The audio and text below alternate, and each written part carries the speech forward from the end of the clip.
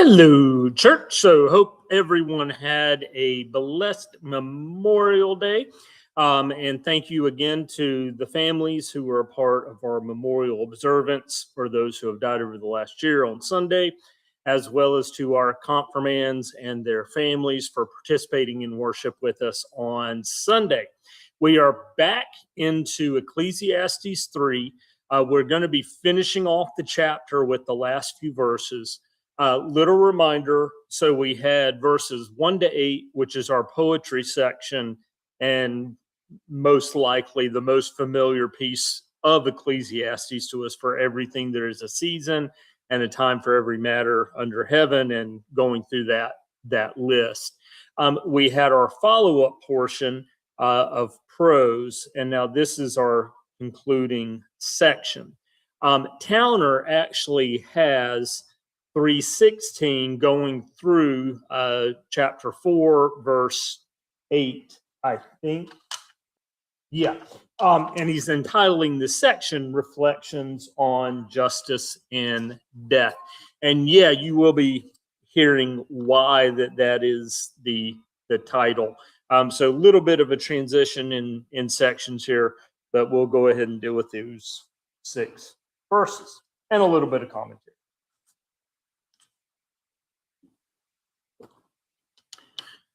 From verse 16. Moreover, I saw under the sun that in the place of justice, wickedness was there, and in the place of righteousness, wickedness was there as well. I said in my heart, God will judge the righteous and the wicked, for he has appointed a time for every matter and for every work. I said in my heart, with regard to human beings, that God is testing them to show that they are but animals. For the fate of humans and the fate of animals is the same. As one dies, so dies the other. They all have the same breath, and humans have no advantage over the animals, for all is vanity. All go to one place, all are from the dust, and all turn to dust again. Who knows whether the human spirit goes upward and the spirit of animals goes downward to the earth? So I saw that there is nothing better than that all should enjoy their work, for that is their lot. Who can bring them to see what will be after them? And a couple of portions.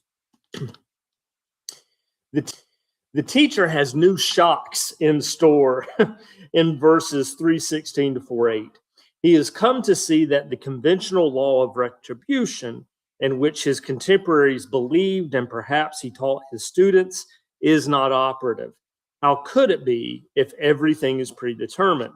On the other hand, he seems unwilling to charge God with being tolerant of evil.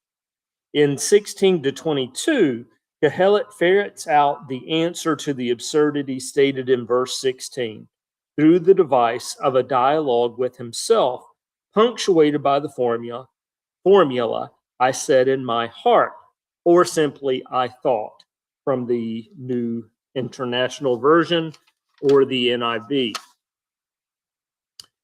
This interesting passage provokes reflection on 4 of the teacher's themes that continue to resonate in our lives: the hatefulness of life, our solidarity with the animals in death, the ethics of envy, the human need for a cause. We're going to do one portion today, and that's under the hatefulness of life, cheery person that I am. How the mournful tenor of this pericope is supposed to square with Kohelet's recommendation to eat and drink and take pleasure in all their toil can only be guessed at. Perhaps he would simply have had his angst-ridden readers laugh in the face of on-rushing doom. True, the attitude squares with the hatred of life the teacher voiced in 2:17. A hatred that arose from the absurd fact that the righteous suffer oppression and justice seems blind. The orthodox faith he has abandoned would not have had it so. But it is so, and it is hateful. At the same time, this writer takes care, even delight, in exploring from all sides the meaning of life, and he does so with sustained energy. He does not behave as one who feels like Macduff in Macbeth, that he should have been from his mother's womb untimely ripped. He is more like his own model figures who take pleasure in all their toil. Besides, as he will later observe, a living dog is better than a dead lion. For anyone today who seeks theological guidance from the teacher, it is fortunate that the latter observation may be as close to his last word on the subject as this one is. After all, the view that it would have been better to never have been born is antithetical to most other biblical teaching. Unfortunate side note, and while I'm minimizing this screen so I can do the message, I once saw a Looney Tunes version of Macbeth, and it was it was Elmer Fudd in the role of Macduff. This was at a high school Shakespearean festival, which had its own comical effects upon me and the cape flying over my head when we were doing something, and don't need to get into that. But one of my friends, Mary Ann, was portraying Elmer Fudd as Macduff. And so Macduff was from his mother's womb untimely whipped, and it played. It was very good.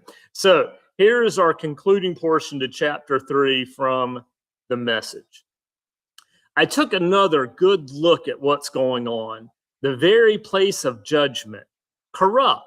The place of righteousness, corrupt. I said to myself, God will judge righteous and wicked. There's a right time for everything, every deed, and there's no getting around it. I said to myself regarding the human race, God's testing the lot of us, showing us up as nothing but animals. Humans and animals come to the same end. Humans die, animals die. We all breathe the same air, so there's really no advantage in being human. None. Everything's smoke. We all end up in the same place. We all came from dust. We all end up as dust. Nobody knows for sure that the human spirit rises to heaven or that the animal spirit sinks into the earth. So I made up my mind that there's nothing better for us men and women than to have a good time in whatever we do. That's our lot. Who knows if there's anything else to life? You gotta love Eugene Peterson. And thank you for your continued patience and participation in our readings from Ecclesiastes.